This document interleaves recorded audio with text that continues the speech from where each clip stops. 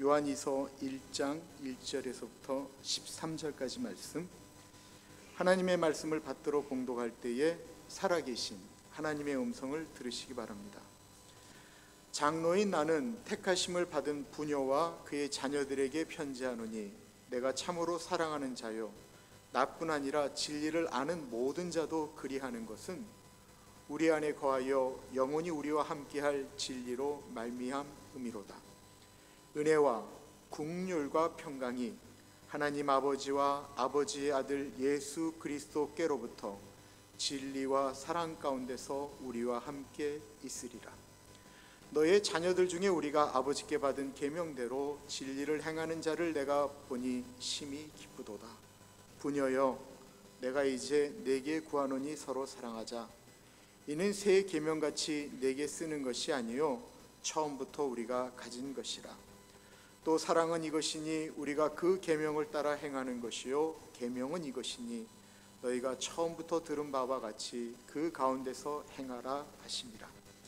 미혹하는 자가 세상에 많이 나왔나니 이는 예수 그리스도께서 육체로 오심을 부인하는 자라. 이런 자가 미혹하는 자요 적 그리스도니 너희는 스스로 삼가 우리가 일한 것을 잃지 말고 오직 온전한 상을 받으라.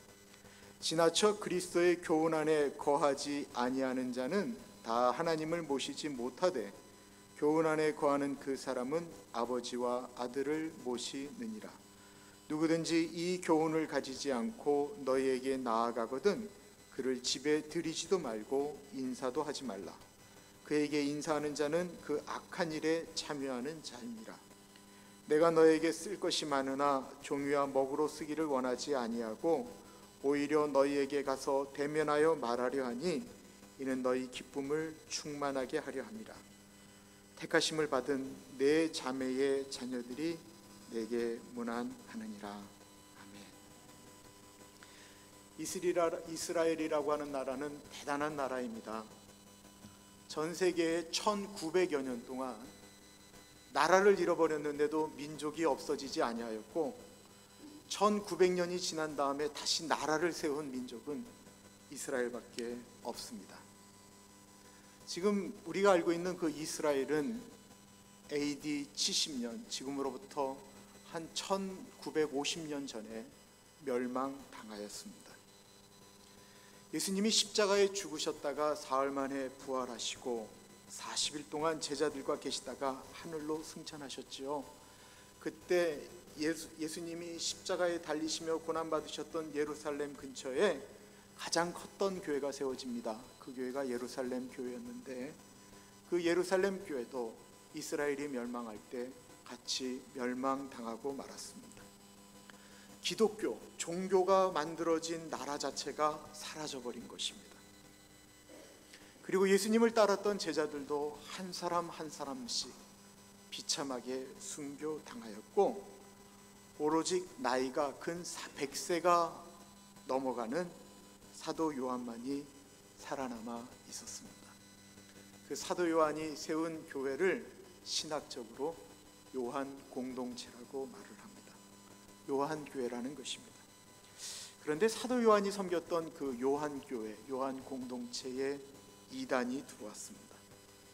그 이단이 주장한 내용은 예수님은 눈에 보이기 했지만 사도 요한이 예수님을 눈으로 보았다고 하지만 실제로 예수님은 영적인 존재였고 진짜인 것처럼 보였지 진짜 인간의 육체를 입고 오지 않았다라고 이야기했는데 이 이야기가 요한 공동체를 뒤흔들었습니다.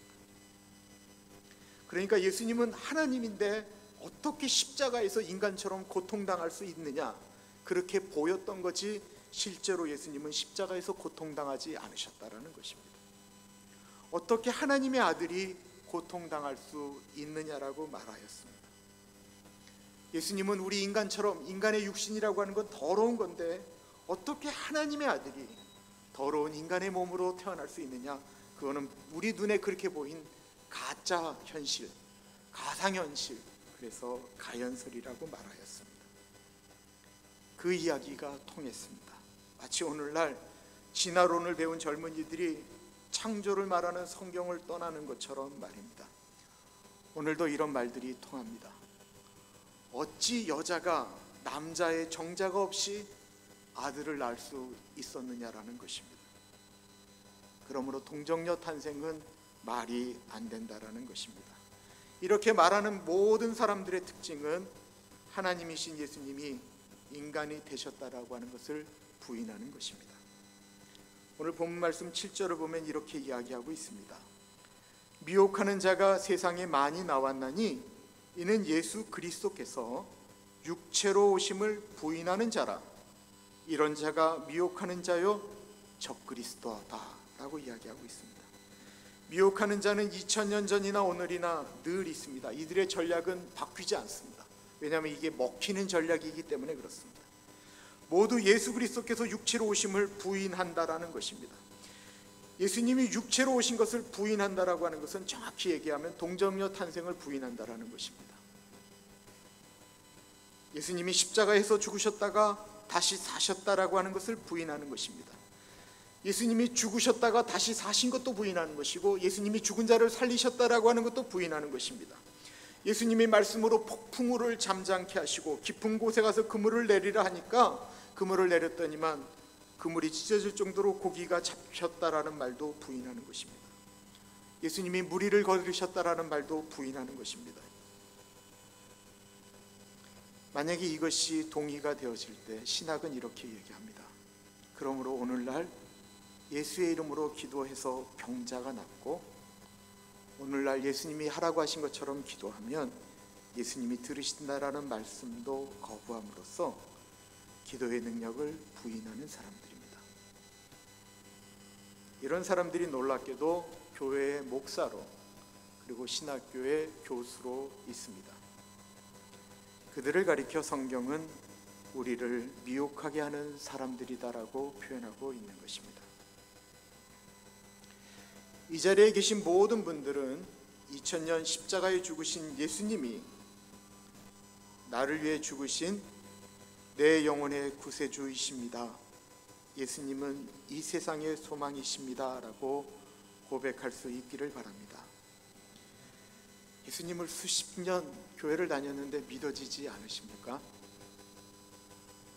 그렇다고 한다면 예수님, 내 마음에 찾아오셔서 제발 나로 예수님이 믿어질 수 있도록 주님 나를 좀 도와주십시오 라고 기도해야 됩니다. 다른 이로서는 구원을 얻을 수 없나니 천하 인간의 구원을 얻을 만한 다른 이름을 우리에게 주신 적이 없기 때문이다라고 말씀하고 있기 때문에 그렇습니다. 사도 요한이 세웠던 그 교회는 이단과 싸우며 찢어지고 아파하는 상처를 입었습니다. 그런데 사도 요한은 그 싸움의 현장에 있지를 않았습니다. 사도 요한이 더군다나 나이가 100세가 넘으니까 뭐 그런 싸움을 할 능력도 힘도 없을 때였습니다. 그런데 사도 요한 공동체가 그렇게 피 흘리고 싸우다가 갈라지고 찢기고 나왔고 이제 겨우 이단을 내몬 사람들이 모여있는 그 아픔의 현장 가운데 사도 요한이 미안했던 것 같습니다. 그들을 위로하기 위해서 편지를 쓴 것이 요한 2서입니다. 1절은 이렇게 시작입니다. 장로인 나는 택하심을 받은 부녀와 그의 자녀들에게 편지하노니 내가 참으로 사랑하는 자요 나뿐 아니라 진리를 아는 모든 자도 그리하는 것은, 편지를 받는 분들을 가리켜 참으로 사랑하고 또 진리를 아는 모든 사람들도 사랑하는 부녀와 자녀들에게 편지한다라고 말하고 있습니다. 편지를 받는 분들은 열심히 교회를 지키려고 애쓰고 노력한 사람들입니다. 그런데 교회에서 싸움이 벌어지면 안 아픈 사람 없습니다. 다 아픕니다. 사랑했던 분들이, 같이 신앙생활했던 분들이 이단으로 넘어가는 것, 그 싸우면서도 굉장히 아픕니다. 육체적으로도 힘들었고 영적으로도 모두 지칠 대로 지쳐 있었을 것입니다. 그런 그들에게 늙은 유일하게 살아남은 사도의 편지가 도착했던 것입니다. 그러고 첫 구절을 읽을 때 이미 힘들어하셨던 분들의 마음은 녹기 시작했습니다. 내가 정말로 사랑하는 부녀들아, 내가 정말로 사랑하는 자녀들아, 가족에게 쓰는 말처럼 나의 부녀들아, 나의 자녀들아 라고 표현하고 있습니다. 그 말씀도 감동인데 마지막 절을 읽을 때 왈칵 눈물이 쏟아졌을 것 같습니다. 12절은 이렇게 얘기하고 있습니다. 내가 너에게 쓸 것이 많으나 종이와 먹으로 쓰기를 원하지 아니하고 오히려 너에게 가서 대면하여 말하려 하니 이는 너희 기쁨을 충만하게 하려 함이라. 요한 2서는 신약 중에 가장 짧은 글입니다. 요한이 이렇게 떨리는 손으로 쓰다가 아니 내가 이제 그만 쓸랜다. 그렇게 수고하고 아파했는데 내가 이렇게 편지로 써서 너희들을 위로하는 것은 말이 안 되지. 내가 직접 가서 너희들을 위로하고 수고했다라고 격려해주고 싶다 라고 쓴 것입니다. 여러분 한번 생각해 보세요. 요즘도 100세가 된 어른이 어디를 가려고 하면 나 이제 힘들어서 차 못 타, 비행기 못 타 그러는데 그 옛날에 지금처럼 아스팔트가 깔려있지도 않은 그 먼 거리를 요한이 걸어서 말을 타고 100세 된 노인네가 가서 위로하겠다라고 이야기하고 있는 것입니다. 설령 그러지 못해도 그 줄 하나가 얼마나 마음의 위로가 되겠습니까? 나이 드신 분들의 격려는 많은 말이 필요 없습니다. 자, 한국에 갔을 때 아버지는 딱 이렇게 말씀하셨습니다. 어떻게 그렇게 먼 길에서 왔니? 우리 어머니의 말은 우리 김인철 목사 왔니? 딱 이 말씀이셨어요. 그런데 그 말씀과 얼굴을 뵈니까 힘든 것도 다 사라지고 전화로 백동하는 것보다 정말 잘 왔다라는 생각이 들더라고요. 많은 말이 필요 없습니다.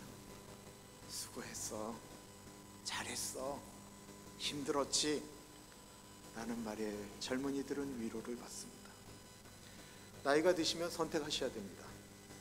말이 많고 잔소리가 많은 어른이 되시든지 아니면 칭찬하고 격려하는 분이 되든지 이거는 우리의 선택입니다. 그러면서 이야기한 3절을 가리켜 우리는 보통 사도 요한의 축도라고 말을 합니다. 3절은 이렇게 얘기합니다. 은혜와 긍휼과 평강이 하나님 아버지와 아버지의 아들 예수 그리스도께로부터 진리와 사랑 가운데서 우리와 함께 있으리라. 사도 요한이 상처받은 그들을 축복하는 첫 번째 단어는 은혜다라고 하는 단어였습니다. 헬라어로 카리스입니다. 우리가 은혜 받았어, 은혜를 끼쳤어 라고 이야기하는 것과 이 카리스라고 하는 단어의 뜻은 좀 다릅니다. 이 성경에 나오는 은혜라고 하는 뜻은 은혜 받을 만한 일을 한 적이 없는데 받기 때문에 은혜다라고 하는 것입니다.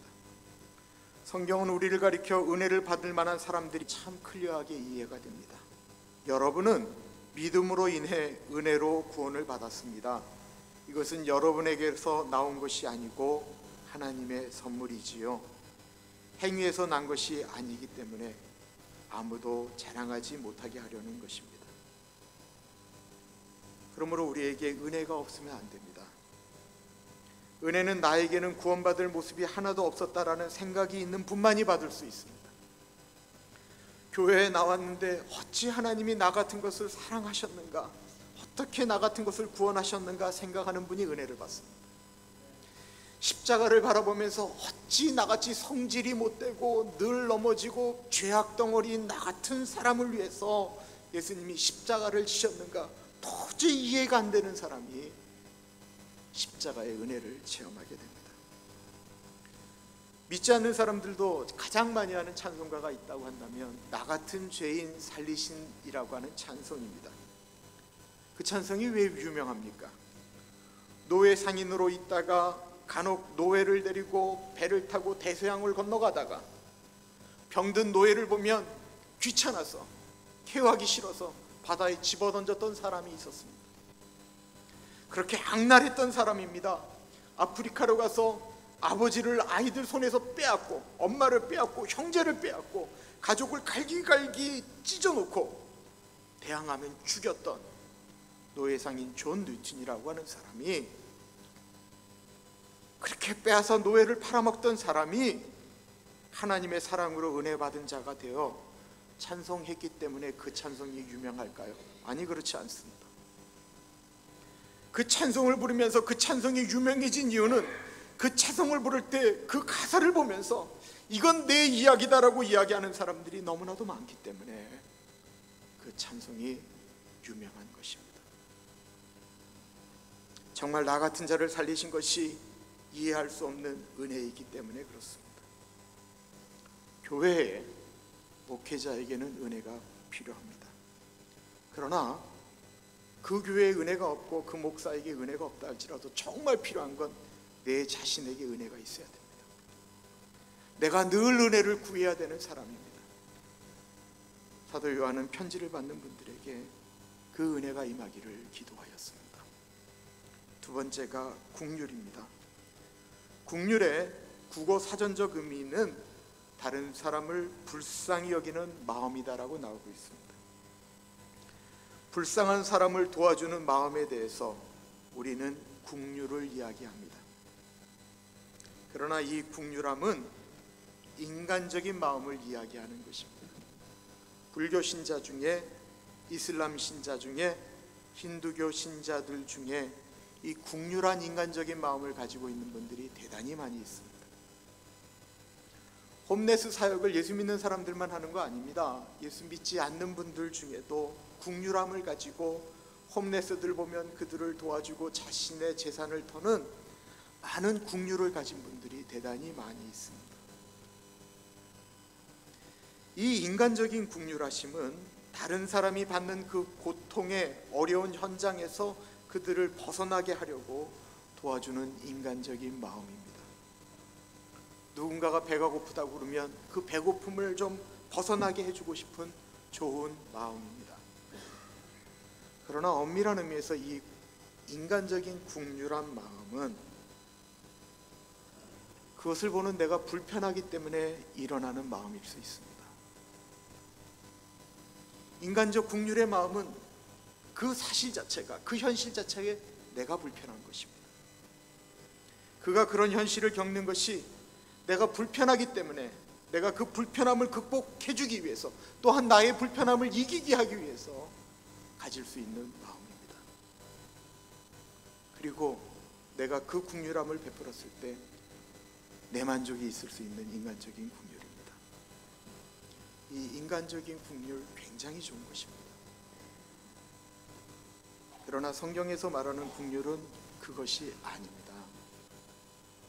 성경의 국률의 의미는 같이 아파한다라고 하는 뜻을 갖고 있습니다.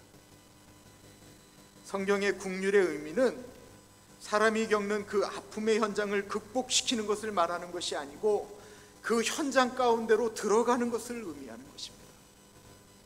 구약에 나오는 국률이라고 하는 것은 엄마의 자궁을 이야기합니다. 아이가 발을 차고 아이가 움직이는 그 현장 가운데 있는 것을 의미하는 것입니다. 하나님의 국률은 나이 들고 힘들고 고통스러워하시는 어른들을 그 어려운 현장 가운데서 구하시고 극복시키려고 들어가시는 것이 아니고 그 현장으로 들어가셔서 같이 늙고 같이 아프고 같이 고통하다가 하나님 나라로 가게 하는 것입니다. 예수님이 이 땅에 내려오신 것이 하나님 아버지의 국률의 모습입니다. 사람이 아파하고 힘들어하고 울고 고통하는 그 현장을 하나님은 직접 체험하고 직접 동참하시기 위하여 이 땅에 오신 성육신 사건이 하나님의 국률하심입니다. 죄된 인간을 사랑한다라고 하늘에서 아무리 외쳐도 인간들이 언제 하나님이 우리를 사랑하셨습니까?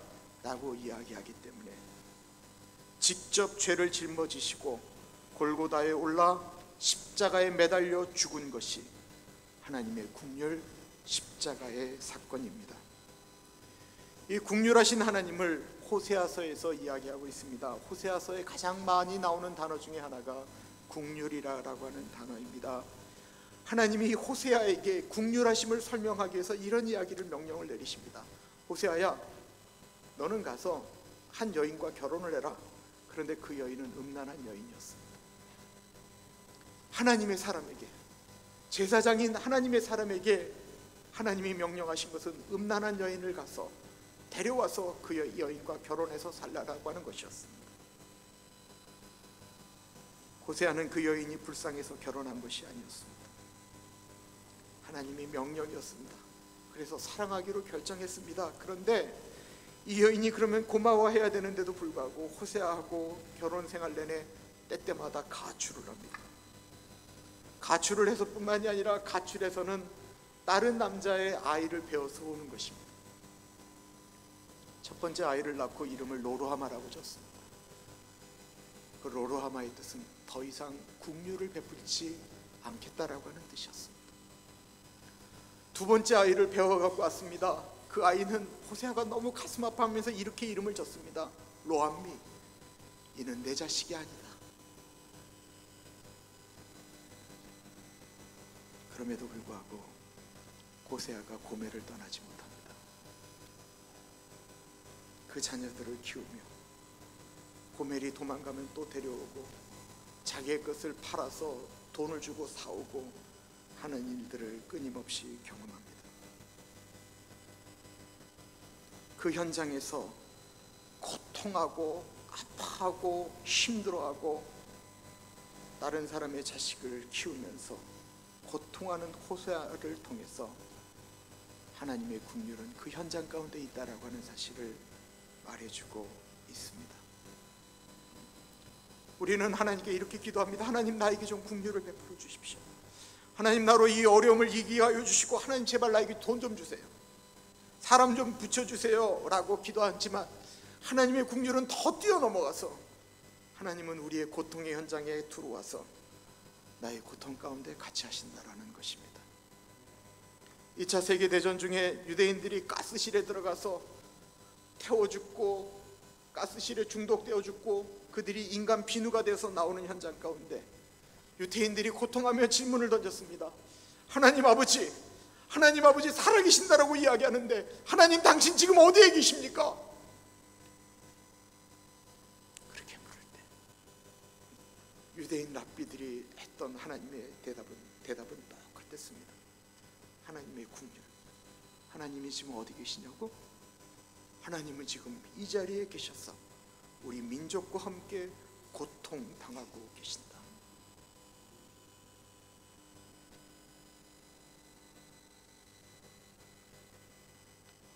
우리들의 삶의 현장 가운데 이 국률하신 하나님의 은혜가 넘치기를 기도합니다.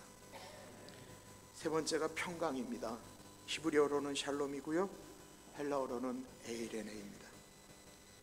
이 평강을 우리는 마음의 평안한 상태라고 생각하기가 쉽습니다. 평안한 사진을 보면 엄마하고 아이가 뛰어노는데 아이가 아무런 걱정 없이 뛰어노는 모습을 평안하다고 느낄 수 있습니다. 양이 풀을 뜯어먹는데 목자가 옆에서 지키는 모습을 보고 우리는 평화롭다라고 생각할 수 있습니다. 그러나 성경적 평화, 샬롬은 그런 뜻이 아닙니다. 우리는 빌립보서 4장 17절 말씀 참 좋아합니다. 모든 지각에 뛰어난 하나님의 평강이 그리스도 예수 안에서 너희 마음과 생각을 지키시리다 라고 하는 말입니다. 그런데 모든 지각에 뛰어난 하나님의 평강이다 라고 하는 말의 뜻이 무엇일까요? 모든 지각에 뛰어난 하나님의 평강, 이게 킹 제임스 버전이 제일 정확하게 해석해 되어져 있습니다. 원어적인 뜻도 그렇습니다. 그래서 뭐냐면 우리가 이해할 수 없는 일을 뛰어넘어서 갖는 평강이다라는 것입니다. 우리의 이성과 생각으로는 이 순간에는 도저히 평안할 수 없다라고 생각하는 그것을 뛰어넘는 평안이다라는 것입니다. 평강에는 두 가지 평강이 있습니다. 폭풍우가 오기 전에 갖는 평안입니다. 보통 폭풍 정야라고 이야기하는 그 고요함입니다. 폭풍이 오기 전에 느껴졌던 평안, 고요함 같습니다. 그런데 이 평안은 폭풍우가 오게 되면, 어떤 사건을 경험하게 되면 바로 깨져져 버리는 평안입니다. 그죠? 나 행복해, 나 평안해, 나 요즘 너무 평안해. 그런데 저녁에 어떤 이야기 하나만 딱 들으면, 어떤 전화만 들으면 탁 하고 깨어져 버리는 평안입니다. 그러나 하나님이 주시는 평안은 폭풍 속에서 또한 폭풍 후에 오는 평안입니다. 이 평안을 말로 이해하기가 어렵습니다. 예수님이 평안에 대해서 이해할 수 없는 말씀을 요한복음 16장 33절에 하셨습니다. 이것을 너희에게 이름은 너희로 내 안에서 평안을 누리게 함이라. 그리고 그 다음 말이 뭐라고 했냐면 너희가 세상에서는 환난을 당하나 담대하라 내가 세상을 이겼노라 하시니라. 세상에서 환난을 당하는데 어떻게 담대하고 평안을 누릴 수 있습니까? 이것은 오직 내 안에 예수님이 계실 때 우리가 주님과 연합할 때 올 수 있는 것이기 때문에 이 평안은 우리가 노력한다고 가질 수 없는 것입니다. 그래서 예수님이 내 평안을 너에게 주겠다라고 말씀하고 있는 것입니다. 하늘로부터 내려오는 것입니다. 지금 사도 요한의 편지를 받는 분들은 로마 제국의 핍박과 교회는 갈라지고 깨어지고 사람들은 상처투성이로 있었습니다. 그들에게 주는 평안은 돈으로도 힘으로도 살 수 없는 하늘로부터 내려오는 것이었습니다. 혹시 이런 경험 해보신 적 있으십니까? 너무 무섭고 어려운 일이 일어났는데 갑자기 용기가 생기고 찬송이 입에서 나올 때 말입니다. 사람들이 보기에는 죽고 싶다라고 말해야 되는데 도리어 담담할 때 말입니다. 이 평강입니다. 이거는 설명할 길이 없습니다. 하늘로부터 올라오기 때문에 그렇습니다.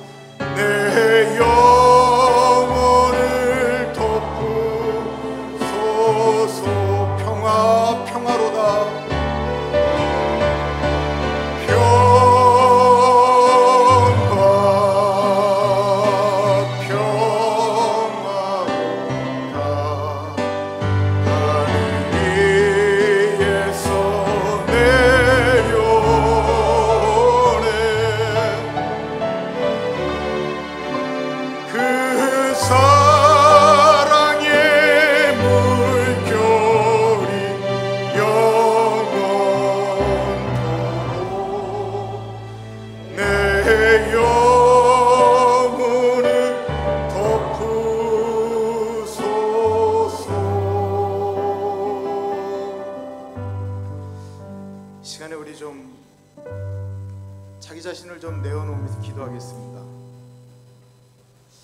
나는 요즘 은혜가 없다. 주님의 십자가 사건을 내가 잃어버린 것 같아. 그러시는 분들은 주님 나에게 은혜가 필요합니다. 은혜를 주십시오. 그 기도를 하겠고요.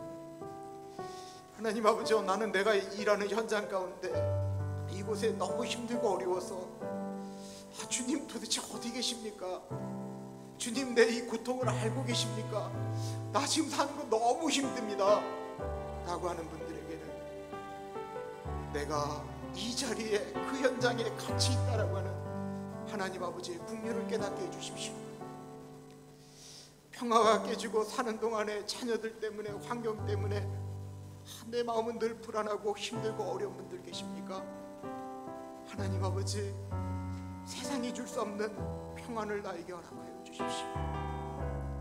우리 좀 소망하면서 우리 존귀하신 예수님께 같이 기도하며 나아가겠습니다.